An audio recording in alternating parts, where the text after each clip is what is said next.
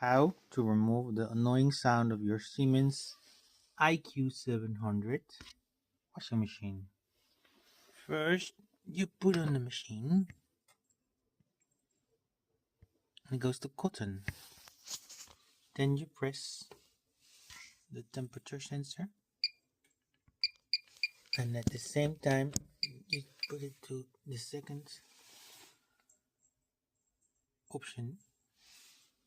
Then you get the zero, the sound is zero. Then you can put it up